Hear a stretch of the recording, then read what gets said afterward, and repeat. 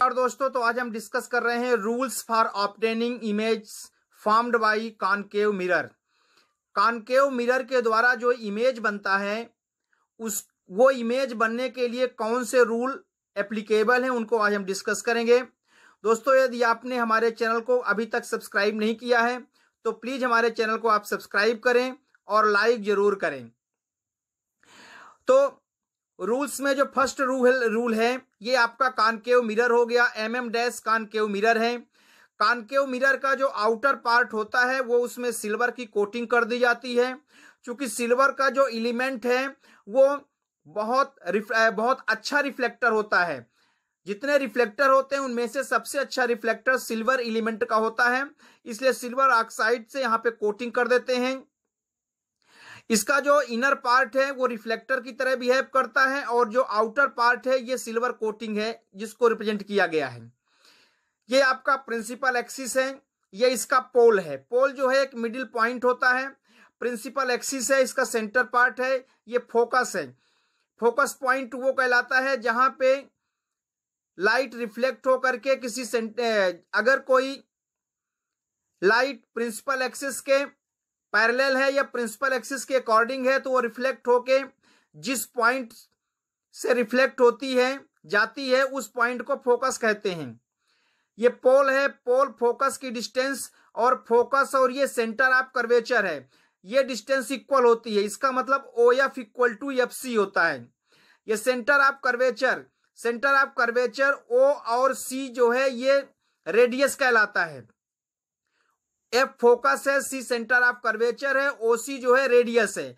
अब ये जो कॉनकेव मिरर है, जिस स्फेरिकल मिरर का पार्ट होता है उस स्फेरिकल मिरर का फोकस ही इस कॉनकेव मिरर का फोकस कहलाता है, तथा उस स्फेरिकल मिरर का जो सेंटर होता है वो इसका भी सेंटर कहलाता है। या स्फेरिकल मिरर का जो रेडियस है वो कॉनकेव मिरर इसका भी रेडियस कहलाता है।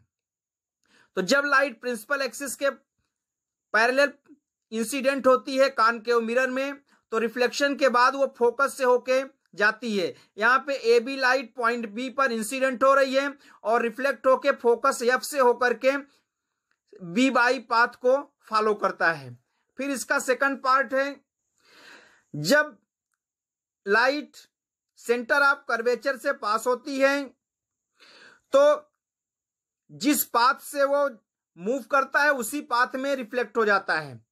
यहाँ पे जो प्रिंसिपल एक्सिस है, अगर कोई लाइट प्रिंसिपल एक्सिस के अकॉर्डिंग मिरर पे इंसिडेंट होती है पॉइंट O पर, तो चूंकि यहां भी ये सेंटर ऑफ कर्वेचर C से पास हो रहा है इसलिए जिस पाथ से ये इंसिडेंट होगा उसी पाथ में ये बैक हो जाएगा।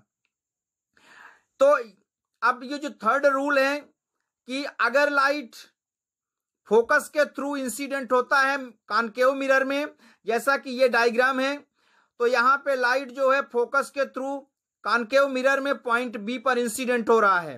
तो जब कोई लाइट फोकस के थ्रू इंसिडेंट होता है तो रिफ्लेक्शन के बाद प्रिंसिपल एक्सिस के पैरेलल हो जाता है। तो यहां पे हम दो रूल ऐसा देख रहे हैं जो कि एक दूसरे के रेसिप्रोकल हैं।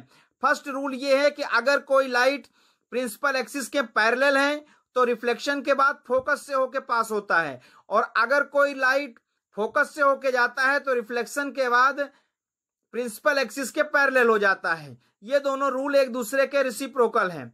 और थर्ड रूल जैसा जो हमने सेकंड रूल डिस्कस किया कि अगर कोई लाइट सेंटर के थ्रू पास होता है तो वो उसी पाथ से बैक हो जाता है, जिस पाथ से वो इंसिडेंट होता है उसी पाथ में लौट जाता है। तो अब इसके बाद जो नेक्स्ट रूल है कि अगर कोई लाइट कॉनकेव मिरर में किसी एंगल के थ्रू इंसिडेंट होता है, यहां पे हम देख सकते हैं ये इंसिडेंट एंगल है I और ये है एंगल ऑफ रिफ्लेक्शन R।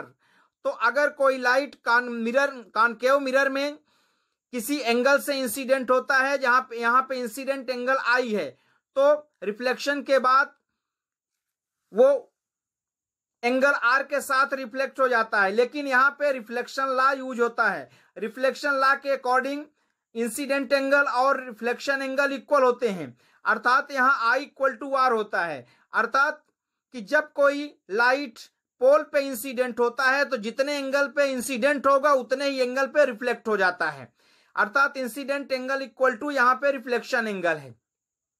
ये कंडीशन होती है जबकि लाइट पोल पे इंसिडेंट होता है।